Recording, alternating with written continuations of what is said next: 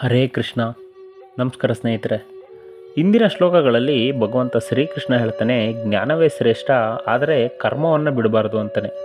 ಆದರೆ ಶಾಸ್ತ್ರಗಳಲ್ಲಿ ಜ್ಞಾನಿಗಳಿಗೆ ಕರ್ಮ ಬೇಡ ಅಂತ ಹೇಳಿದ್ದ. ಹಾಗಾದರೆ ಇದರ ಅರ್ಥ ಏನು ಅನ್ನೋದನ್ನು ಕೃಷ್ಣ ನಮ್ಮ ಪ್ರಶ್ನೆಯನ್ನು ಆತನೇ ಎತ್ತಿಕೊಂಡು ಮುಂದಿನ ಶ್ಲೋಕಗಳಲ್ಲಿ ಉತ್ತರವನ್ನು ಕೊಡ್ತಾನೆ. ಅಂತರಂಗದಲ್ಲಿ ಯಜ್ಞ ಮಾಡುವವನಿಗೆ ಕರ್ಮ ಇದೆಯಾ, ಅವನು ಕರ್ಮ ಮಾಡದಿದ್ದರೆ ಲೋಪವಿದೆಯಾ, ಅವನಿಗೆ ಮೋಕ್ಷಕ್ಕೆ ದಾರಿ ಯಾವುದು ಅನ್ನೋದನ್ನು ಮುಂದಿನ ಶ್ಲೋಕಗಳಲ್ಲಿ ವಿವರಿಸ್ತಾನೆ ಶ್ರೀಕೃಷ್ಣ. ಭಗವದ್ಗೀತೆಯ 3ನೇ ಅಧ್ಯಾಯ ಕರ್ಮಯೋಗದ 17ನೇ ಶ್ಲೋಕ. ಯಸ್ತ್ವಾತ್ವರತಿರೇವ ಸ್ಯಾಧ್ಯಾತ್ಮತೃಪ್ತಶ್ಚ ಮಾನವಃ ಆತ್ಮನ್ನೇವ ಚ ಸಂತುಷ್ಟಸ್ತಸ್ಯ ಕಾರ್ಯಂ ನ ವಿದ್ಯತೆ. ಈ ಶ್ಲೋಕದ ಅರ್ಥ, ಯಾವ ಮನುಷ್ಯನು ಆತ್ಮನಲ್ಲಿಯೇ ರಮಿಸುವವನೋ, ಯಾವನು ಆತ್ಮತೃಪ್ತನಾಗಿರುವನೋ, ಆತ್ಮನಲ್ಲಿಯೇ ಸಂತೋಷ ಕಾಣುವನೋ ಅಂಥವನಿಗೆ ಯಾವ ಕರ್ತವ್ಯವೂ ಇಲ್ಲ ಅಂತಲೇ ಶ್ರೀಕೃಷ್ಣ. ಈ ಶ್ಲೋಕದ ಭಾವಾರ್ಥ, ಮೊದಲೇ ಹೇಳಿದಾಗೆ ಕೃಷ್ಣ ಜ್ಞಾನನೂ ಮುಖ್ಯ ಕರ್ಮನೂ ಮುಖ್ಯ ಅಂತ ಹೇಳಿದ್ದ. ಜ್ಞಾನ ಇದ್ಮೇಲೆ ಕರ್ಮ ಮಾಡಲೇಬೇಕು ಅಂತ ಹೇಳಿದ್ದ. ಆದರೆ ಇಲ್ಲಿ ಕರ್ಮವನ್ನು ಮಾಡದೇ ಇರುವ ಮನುಷ್ಯ ಹೇಗಿರ್ತಾನೆ ಅನ್ನೋದನ್ನು ಶ್ರೀಕೃಷ್ಣ ವಿವರಿಸ್ತಾನೆ.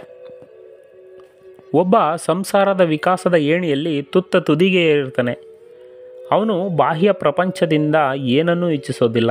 ಅವನು ತನ್ನ ಅಂತರಾಳದಲ್ಲಿರುವ ಪರಮಾತ್ಮನ ಚಿಂತೆಯಲ್ಲೇ ಮುಳುಗಿರ್ತಾನೆ. ಅವನಿಗೆ ವಿಷಯ ಇಂದ್ರಿಯಗಳ ಯಾವ ಸುಖವೂ ಬೇಕಾಗಿಲ್ಲ. ಅವನು ಅದಕ್ಕಾಗಿ ಹೊರಗಿನ ಸುಖವನ್ನು ಹುಡುಕಿಕೊಂಡು ಹೋಗೋನಲ್ಲ. ಅವನು ತನ್ನಲ್ಲಿರುವ ಪರಮಾತ್ಮನಲ್ಲಿಯೇ ತೃಪ್ತಿ ಪಡ್ತಾನೆ.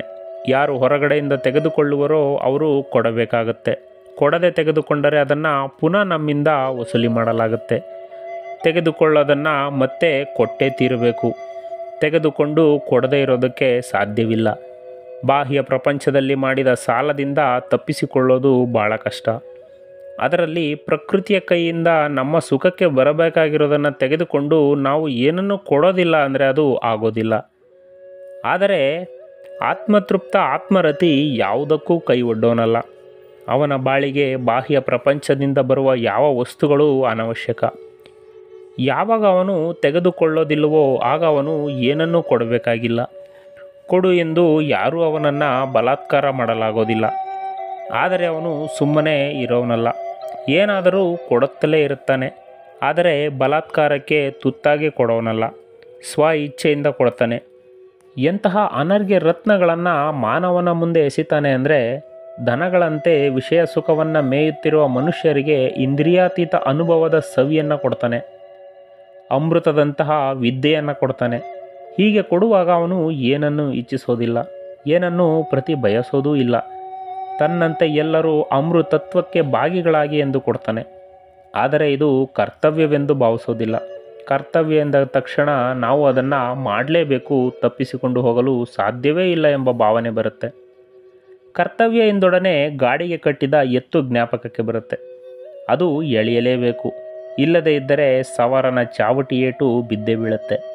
ಮುಕ್ತನನ್ನು ಯಾರೂ ಬಲಾತ್ಕಾರ ಮಾಡೋದಕ್ಕೆ ಸಾಧ್ಯವಿಲ್ಲ. ಅವನ ಖುಷಿ. ಕೊಟ್ಟರೆ ಕೊಡ್ತಾನೆ, ಇಲ್ಲದೇ ಇದ್ದರೆ ಇಲ್ಲ. ಕೆಲವು ವೇಳೆ ವಿಶ್ವಾನುಕಂಪದಿಂದ ಅವನೇ ಕೆಲವು ಕೆಲಸಗಳನ್ನು ಮಾಡ್ತಾನೆ. ಮತ್ತು ಕೆಲವು ವೇಳೆ ಎಲ್ಲ ಕಡೆಯಿಂದಲೂ ಎಲ್ಲ ನಾಮರೂಪಗಳ ಹಿಂದೆಯೂ ವಾಸುದೇವನನ್ನು ಕಾಣುವಾಗ, ಅವನು ತನ್ನ ಹೃದಯಾಂತರಾಳದಲ್ಲಿಯೂ ಮಂಡಿಸಿರುವಾಗ ಕೊಡುವವನು ಯಾರು, ತೆಗೆದುಕೊಳ್ಳುವವನು ಯಾರು ಎಂದು ಯಾವ ಕೆಲಸಕ್ಕೂ ಅವನು ಕೈ ಹಾಕೋದಿಲ್ಲ. ಈ ಶ್ಲೋಕ ಇನ್ನೂ ಸ್ಪಷ್ಟವಾಗಿ ಅರ್ಥ ಆಗಬೇಕಂದ್ರೆ, ಸಮಾಧಿ ಸ್ಥಿತಿಯಲ್ಲಿ ಅವನಿಗೆ ಹಸಿವು ಬಾಯಾರಿಕೆ ಆಗೋದಿಲ್ಲ. ಆತನಿಗೆ ಹೊರ ಪ್ರಪಂಚದ ಅರಿವೇ ಇರೋದಿಲ್ಲ. ಇಂತಹ ಸ್ಥಿತಿಯಲ್ಲಿರುವಾಗ ಇನ್ಯಾವುದೇ ಸಾಧನೆ ಮಾಡೋದಾಗಲಿ, ಉದ್ಧಾರವಾಗಲಿ, ಕರ್ತವ್ಯ ಕರ್ಮ ಮಾಡದೇ ಇರುವ ದೋಷವಾಗಲಿ ಅವನಿಗೆ ಇರೋದಿಲ್ಲ. ಪಂಚಭೂತಗಳ ಪಂಚಕೋಶಗಳ ಆಸರೆ ಕೂಡ ಅವನಿಗೆ ಬೇಕಾಗಿರೋದಿಲ್ಲ. ಸಮಸ್ತ ಜನಾಂಗ ಪರಿವಾರ ಎನ್ನುವ ಮಮಕಾರ ಈ ಸ್ಥಿತಿಯಲ್ಲಿ ಇರೋದಿಲ್ಲ. ಅವನಿಗೆ ಹೊರ ಪ್ರಪಂಚದ ಹಂಗಿಲ್ಲ. ಈ ರೀತಿ ಸಮಾಧಿ ಸ್ಥಿತಿಯಲ್ಲಿ ದೇವರನ್ನು ಕಾಣುತ್ತಿರುವವನಿಗೆ ಕರ್ತವ್ಯ ಕರ್ಮದಿಂದ ಆಚೆ ಇರ್ತಾನೆ ಅಂತಲೇ ಪರಮಾತ್ಮ ಶ್ರೀಕೃಷ್ಣ. ಇದು ಈ ಶ್ಲೋಕದ ಭಾವಾರ್ಥ. ನಮಸ್ಕಾರ. ಶ್ರೀಕೃಷ್ಣ ಅರ್ಪಣಮಸ್ತು.